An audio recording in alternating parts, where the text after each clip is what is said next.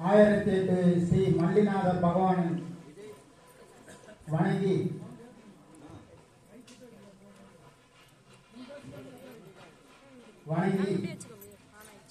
இந்த இரவு நேரத்தில் தமிழ் புத்தாண்டு தினத்தன்று இங்கே மக்களை நல்வழிப்படுத்துவது பழைய பாடல்களா புதிய பாடல்களா என்று நாம் ஜினாலயத்தில் வழக்கமாக நடத்துகின்ற பட்டிமன்றத்தை கடந்து இப்படி ஒரு புதுவிதமான ஒரு பட்டிமன்றத்தை இங்கே நாம் துவக்கி இருக்கின்றோம்.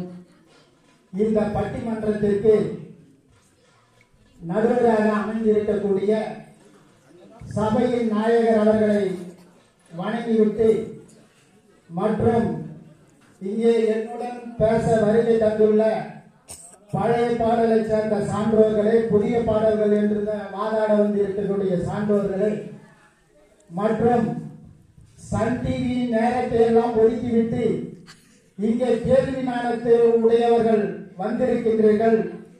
இந்த பட்டிமன்றத்தை பார்வையிட வந்திருக்கக்கூடிய அனைத்து நல் சொந்தங்களையும் வருக வருக என்று இந்த இரவு நேரத்திலே வரவேற்று உங்கள் அனைவரையும் வணங்கிவிட்டு என் சிந்தனைக்கு எட்டிய இந்த சிற்றுரையை பழைய பாடல்தான் சிறந்தது, அந்த பழைய பாடல்தான் மக்களை நல்வழிப்படுத்தியது என்று என்னுடைய வாதத்தை இங்கே எடுத்து வைக்க வந்திருக்கின்றேன்.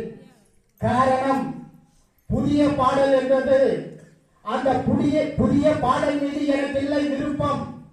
காரணம், அது மக்கள் நல்வழிப்படுத்தாது, அது ஒரு திருப்பம். அதனால்தான் நான் பழைய பாடலை தேர்ந்தெடுத்தேன்.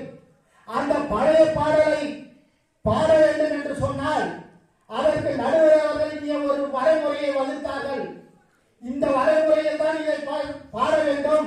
இதற்கு முன்னால் இருந்தது பழைய பாடல்கள், இதற்கு பின்னால் இருந்தது புதிய பாடல் என்று ஒரு வரையறையை வகுத்து வைத்தார்.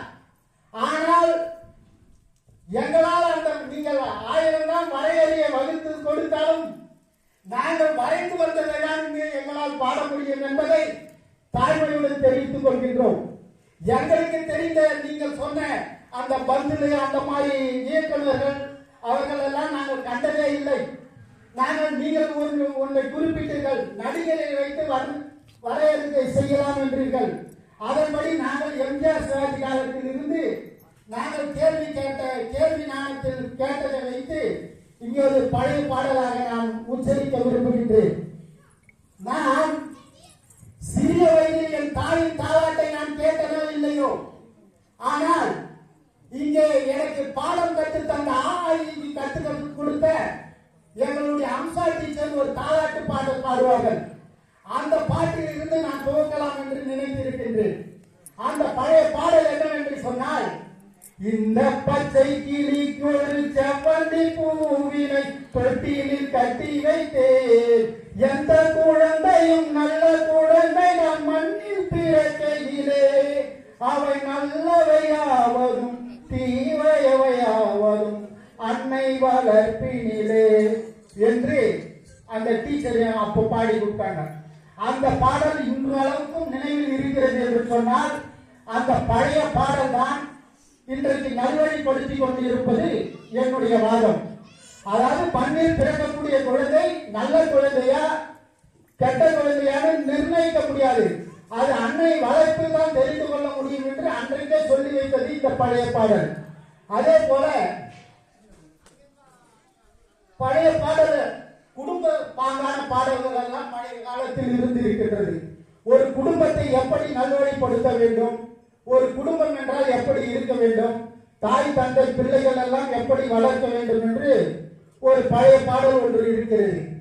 விசு அவர்கள் சம்சார அது மின்சாரம் என்ற படத்துல, அப்பா என்ன அப்பா என்ன ஒப்புக்கு தான் அடி, பாராங்கல பெத்து கூட்டா பாசம் ஏதடி, பெத்த புள்ள தந்த பணம் உப்புக்கு ஆகுமா, தாய்ப்பாலுக்கு கணக்கு போட்டா தாலி மிஞ்சுமா, வாழை கட்டி வளர்த்த புள்ள மண்ணு கட்டி நிக்குதடி, வாங்கி தந்த காசுக்கெல்லாம் வட்டி கட்ட சொல்லுதடி, கோடு ஒண்ணு கிழிச்சு வச்சா கும்மி அடிக்குது அம்மாடி. சம்சாரம் அது மின்சாரம், சம்சாரம் அது மின்சாரம். இப்படி அந்த பழைய பாடல்கள் எல்லாம் குடும்பத்தோடு உட்கார்ந்து பார்க்கக்கூடிய பாடல்கள். அப்படிப்பட்ட பாடல்கள் நம்மளுடைய மக்களை வழி நடத்த, நல்வழி நடத்த அப்பொழுது பயன்பட்டது. அதை வைத்துதான் இன்றைக்கு தலைப்பாகவே நாம் சொல்லுகின்றோம், மக்களை நல்வழிப்படுத்த பழைய பாடல்கள் தான் சிறந்தது என்று சொல்லுகின்றோம். ஆனால் அதே சமயத்தில் இப்போது புதிய பாடல்கள் எப்படி வருகிறது என்பதை நாம் பார்க்க வேண்டும்.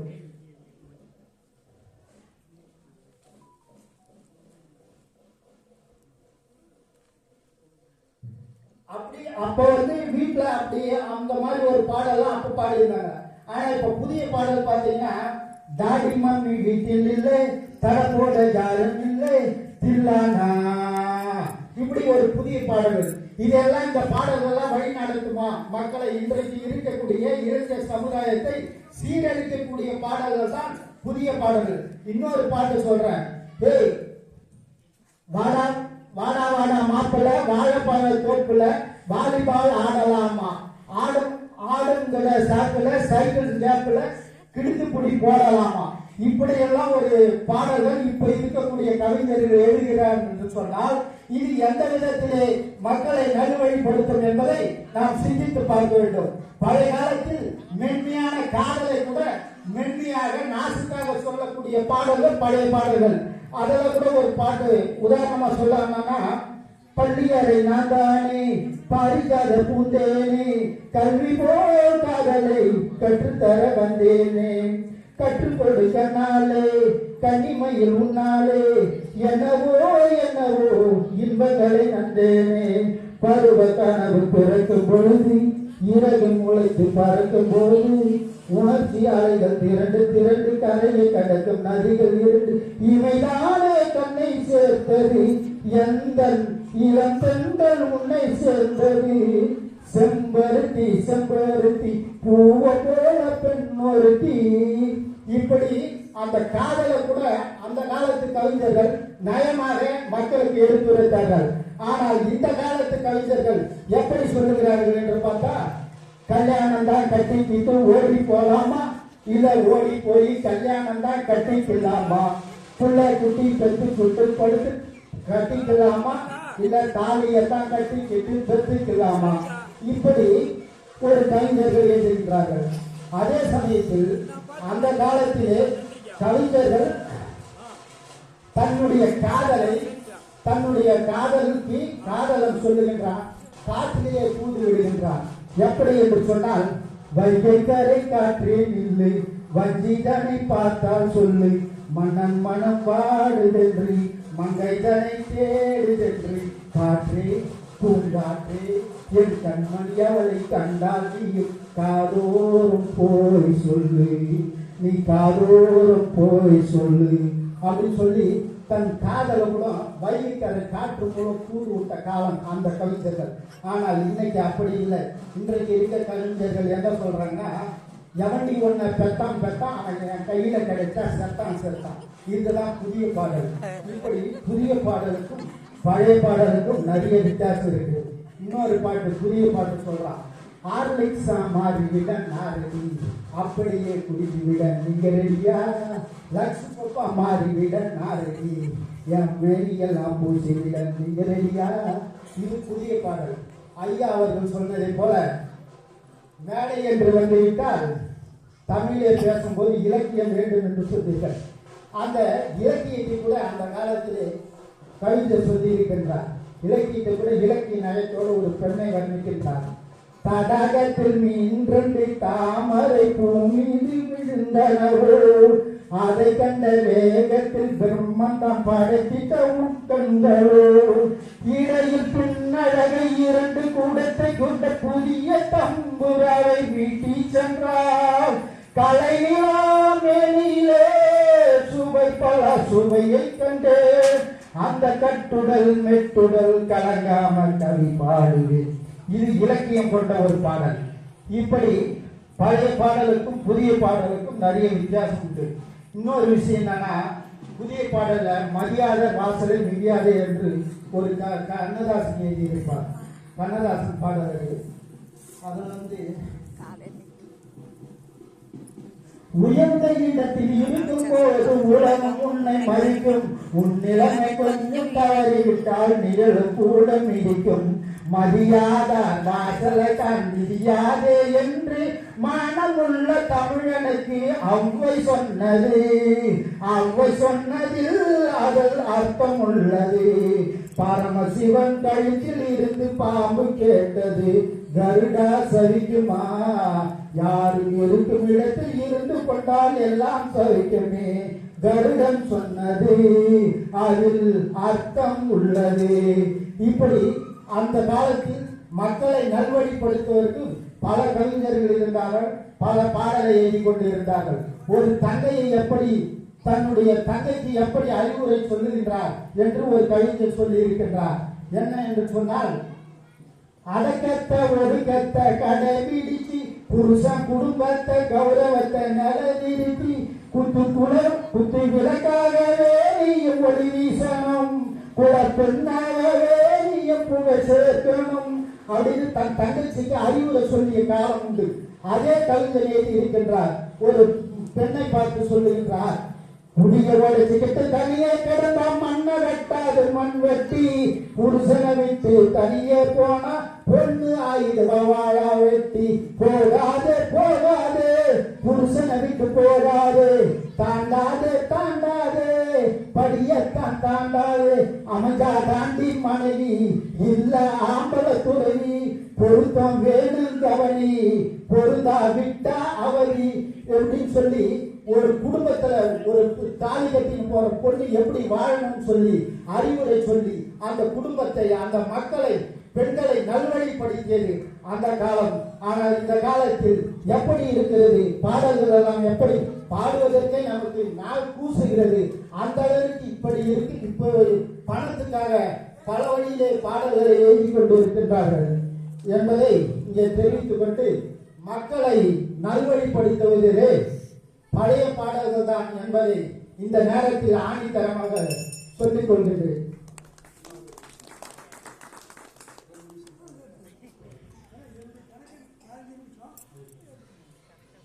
அதாவது அந்த காலத்தில் இப்படி கவிஞர்கள் எழுதினார்கள் என்று சொல்லுகின்றேன். இந்த காலத்திலும் எழுதக்கூடிய கவிஞர்கள் இருக்கின்றார்கள். ஆனால் அவர்களை எழுத விடாமல் தடுப்பது யார் என்று சொன்னால் இந்த சமுதாயம் தான். காரணம், பணத்திற்காக இப்போது கவிதைகள் பிறக்கிறது. அதனால் இந்த காலத்திற்கு ஏற்ற போது அவர்கள் எழுதுகின்றார்கள். அதனால் அதை தவறு என்று நான் சொல்லவில்லை. அதே சமயத்தில் இப்பொழுது சமீபத்தில் கரையோர தாலாட்டு என்று ஒரு படம் என்னுடைய நண்பர் எடுத்தார். அந்த படம் இன்னும் ரிலீஸ் ஆகல, அநேகமா இன்னும் ஒரு 2 மாசத்துல ரிலீஸ் ஆயிடும். அந்த படத்துல ஒரு சிச்சுவேஷனை சொல்லி என்ன சாங் எழுத சொன்னாங்க. நான் அந்த பாட்டை எழுதி கொடுத்தேன். அதாவது ஒரு தாய் தன் குழந்தைக்கு தாலாட்டு பாடுகின்றார். அந்த தாயின் வறுமையை அந்த குழந்தையிடத்தில் சொல்லுகின்றார்.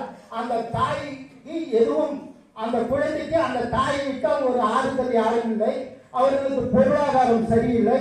இருந்தாலும் அந்த தாய் தன்னுடைய குழந்தைக்கு ஒரு நம்பிக்கை ஊட்டும்படி ஒரு பாடல் அதை எழுதி கொடுக்க சொன்னாங்க. அந்த தாலாட்டு பாட்டை நான் எழுதி கொடுத்துருக்கேன். அது படத்துல வரும். இன்னும் ஒரு 2 மாசத்துல ரிலீஸ் ஆகும். விருதுநகர் அவரு என்னுடைய நண்பர். அந்த பாட்டு தன்னம்பிக்கை உள்ள ஒரு பாட்டு. அதை பாடிட்டுங்களா? நான் எழுதின பாட்டு தாலாட்டு பாட்டு. ஆமா. தூங்கி வளர்க்க தந்தை இல்லை, தோரத்தி பிடிக்க அண்ணன் இல்லை, ஒடியாட தம்பி இல்லை, அக்கா வந்தா உனக்கு இல்லை, தங்கையும் தான் வேணாம்னு தனி மரமாய் பிறந்து விட்டாய், தவமாய் தவங்கிருந்து வளர்த்தெடுப்பேன் தங்க மகனே. ஆராரோ ஆரிரரோ ஆராரோ ஆரிரரோ ஆராரோ ஆரிரரோ ஆராரோ ஆரிரரோ, கொண்டு வர எதுமில்லை, கொடுத்துதவ யாரும் இல்லை, வாழத்தானே வழியும் இல்லை, வாழ்ந்தாக வேண்டும் புள்ள, நீதியில் தான் நினைக்கணும் புள்ள, நேர்மையாக வாழணும்டா, திறந்திருக்கும் வாயில் முன்னே வாய்ப்புகளும் வந்து சேரும், திறந்திருக்கும் வாயில் முன்னே வாய்ப்புகளும் வந்து சேரும், நீ வளர்ந்து ஆளாக சொர்க்கமே எனக்கு சுகமாகும், நீ வளர்ந்து ஆளாக சொர்க்கமே எனக்கு சுகமாகும். இதுதான் அந்த தாலாட்டு பாட்டு. இன்னும் ஒரு 2 மாசத்துல அந்த படத்துல வரும். அது இதுதான் அந்த தாலாட்டு பாட்டு. ஆகவே மக்களை நல்வழிப்படுத்துவது பழைய பாடல்கள் தான் என்பதை என் வாதத்தை ஆணித்தரமாக சொல்லி இதற்கே தீர்ப்பளிப்பார்கள் என்று சொல்லி நம்பிக்கையுடன் அமர்கின்றேன். நன்றி, வணக்கம்.